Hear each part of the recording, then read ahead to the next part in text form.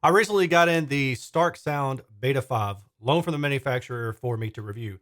These retail for about 500 bucks. I'll read you a few specs as I'm going over showing off this speaker. You all seem to really like my modeling job last time, so I'm gonna keep that going. This is a two-way design with a ported enclosure at the rear,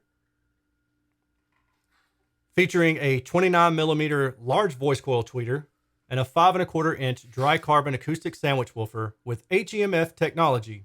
Recommended amplifier power is 30 to 150 watts. Sensitivity is spec'd at 86 decibels, but I'm getting closer to 83.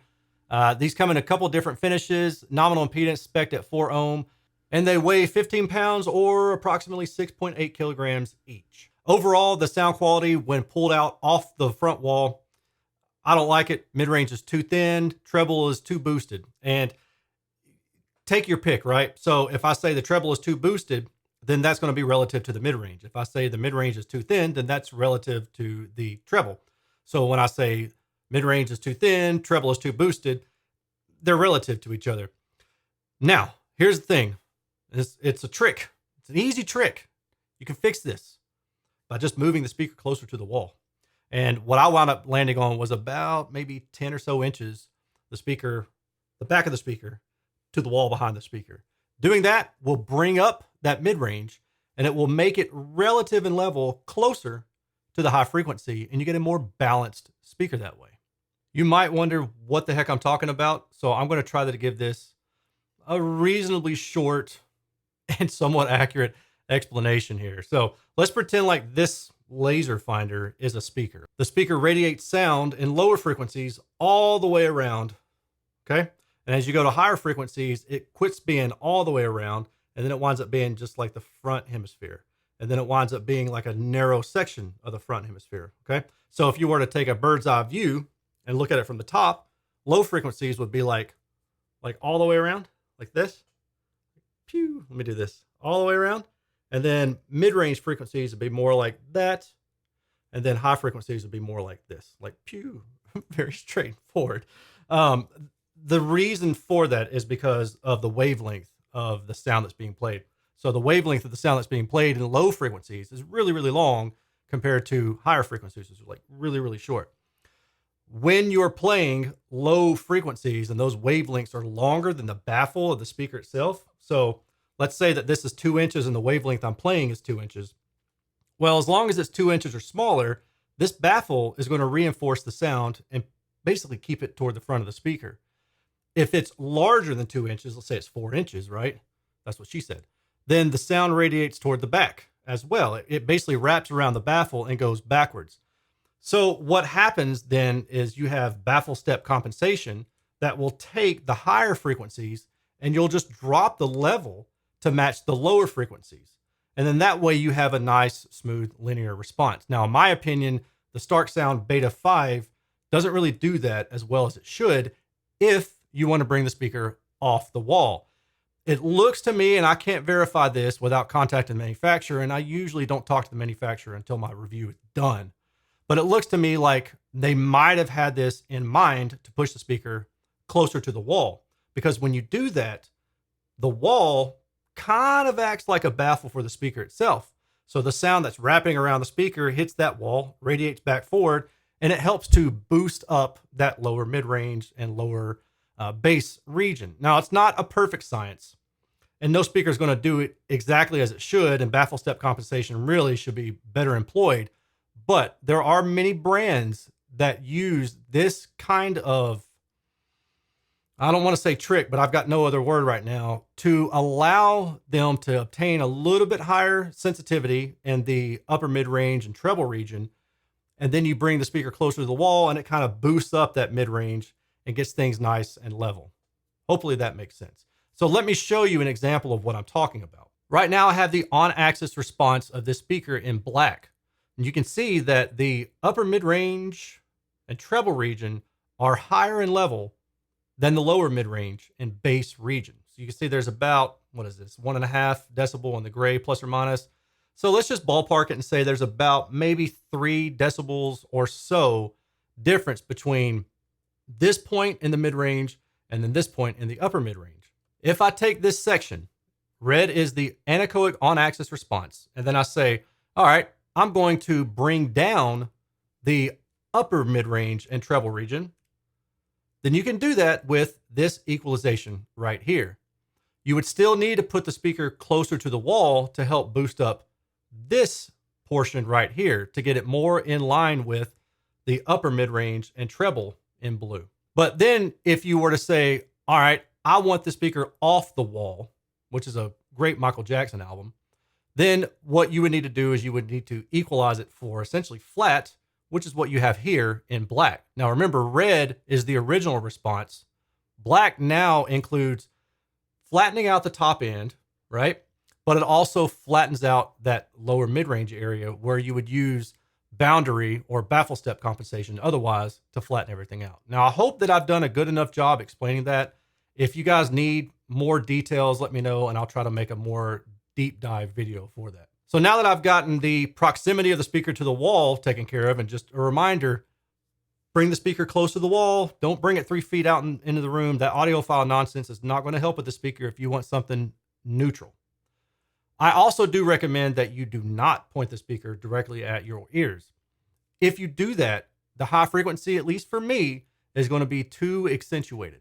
I wound up landing at about 10 to 20 degrees, somewhere in that ballpark, as you can see in this photo. Doing that was a nice compromise between getting the treble and the upper mid-range to kind of line up with what I thought it should sound like. One thing I was impressed by with this speaker is the bass extension. So the bass extension is pretty darn nice. In room, it was down to about 40 to 50 hertz. And most of the tracks I was throwing at it have a nice solid kick drum to it.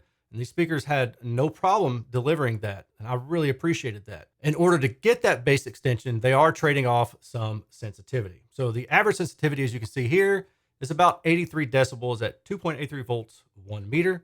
And then if we go back and we look a little bit more at this response, we can see that there's a strong resonance right here. A minute ago, I gave you some examples of equalization. So let's go back to that. In red, no equalization. In blue, equalization, but this is keeping in mind that you're going to bring the speaker close to the wall. And then if you do this, you can bring the speaker out from the wall. And I'm giving you EQ bands. So if you've got a mini DSP or a WIM or something like that, just punch in these numbers and you'll be well on your way.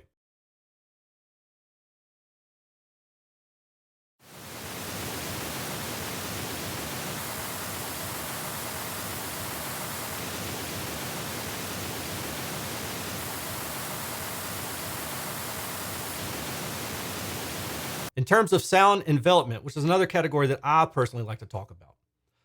These speakers are pretty enveloping, but in the upper mid-range, the data shows that there is a kind of a mushroom going on through that area, which basically just means that through the mid-range, upper mid-range area, in this 1 to 2 kilohertz area, there is a more narrow radiation.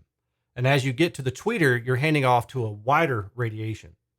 This speaker, in my opinion, would definitely benefit from having sidewall absorption to capture some of this extra energy from hitting the sidewall and coming back to you as louder in the lower treble region. If you don't have acoustic absorption on the sidewall, you could potentially run into a case where this speaker sounds maybe a little bit more sibilant or maybe a little bit more bright or edgy. Now let's look at the CEA 2034 data set. We see again in black on-axis frequency response. Now notice this peak right here. I'll call more attention to this in a minute. The directivity, I got to be honest, is pretty poor. That's because of this resonance right here. I try to look into what this resonance is from. I don't know that it's from the port itself, from the enclosure having a standing wave or something like that, or the enclosure resonance, or even from the mounting of the woofer to the cabinet. These are all things that are honestly kind of par for the course in a speaker at this price, which $500 for a pair is really not that bad. If we look at the burst decay, we see that there is excessive ringing or resonance right in that same area that we saw this in. Okay, so those line up. And then for fun, I looked at the near field components, just did a near field microphone measurement of the tweeter in blue, the woofer in red, and then out of the port.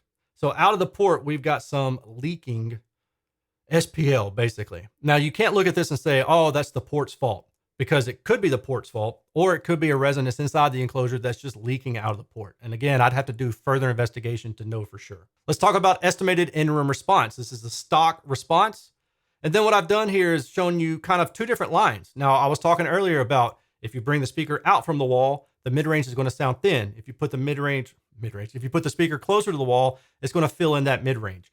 And so you're kind of seeing the effect of what would happen if you bring the speaker out from the wall.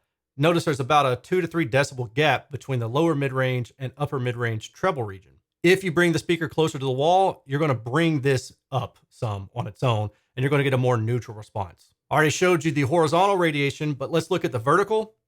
We've got about plus 30 degrees or minus 5 degrees. Do not put your ears below the tweeter line. Harmonic distortion at 86 decibels looks pretty good. And then at 96 decibels, this also looks pretty good, especially at its price. Now we look at multitone distortion, and we can see that there's some issues going on here. The multitone distortion is reaching about 10% in the mid-range area between about 800 hertz to 1 kilohertz. If you use the subwoofer and cross these over at 80 hertz with a brick wall filter, which doesn't exist, but we use that kind of for a notional response here, we can see that it does bring down the multitone distortion a pretty decent bit. So if you use a subwoofer, you're going to limit the excursion of this woofer, and it seems that the distortion I'm seeing is based on the excursion of the woofer. Instant dynamic range of the speaker, 96 decibels at 1 meter. Okay, that's pretty reasonable. And when you get to 102 decibels, higher dynamic range, you start losing mid-range and bass output. The impedance shows a minimum EPDR of 2.4, which is kind of on the low side, minimum impedance of 4.3. And I just wanted to call out this resonance right here that you can see in the impedance. This aligns with the burst decay ringing that we talked about earlier. So now let's do a quick comparison between the Starke Beta 5 and the ELAC DB63. CEA 2034 for the Starke, and then the ELAC. So the ELAC, notice it has a strong resonance as well. And it also has a bit of a baffle step compensation issue as well. So the ELAC would probably benefit from being placed a little bit closer to the wall. Let's look at bass extension primarily here. So for the Starke, F3 at 52 hertz, F10 at 37 hertz. And then for the ELAC, F3 at 76 hertz, F10 at 40 hertz. Now the ELAC has about 3 decibels higher sensitivity, but the Starke gets lower in frequency response. So it's going to have more bass. The Starke horizontal contour and then the ELAC. So both of them have issues, right? I would say that on average, the Starke is going to sound wider in the upper mid-range, where the ELAC is going to sound maybe a little bit more controlled. What about the vertical? Well, you better place your ear at the tweeter, and with the ELAC, you got just a little bit more wiggle room. Estimated in-room response for the Starke, and then the ELAC. Linearity for the Starke, and then for the ELAC. So the ELAC actually looks a little bit better, but neither one of them are perfect. Multitone for the Starke, and then for the ELAC. So they're very similar. And if you're noticing, hey, this ELAC has a lot more little sharp jagged points. Sometime mid last year or so, I actually changed the format for how I smooth this data. So before the multitone was like smoothed, I think 1/20th octave, but these little sharp peaks in there, I had so many questions about it.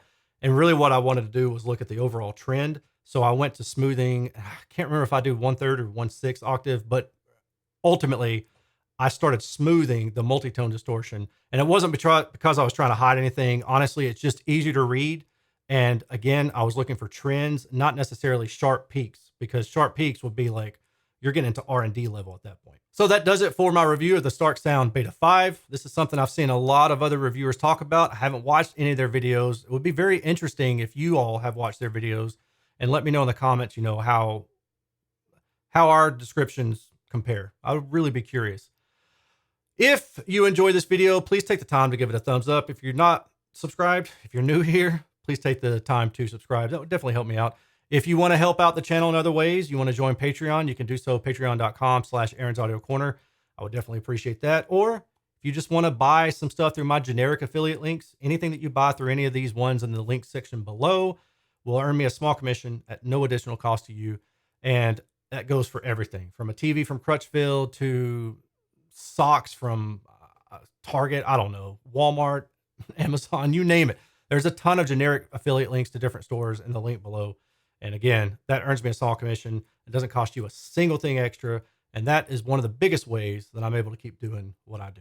And I appreciate your time. I'm not editing this stuff. I appreciate all of your time. I'll talk to y'all later. Take care. Peace.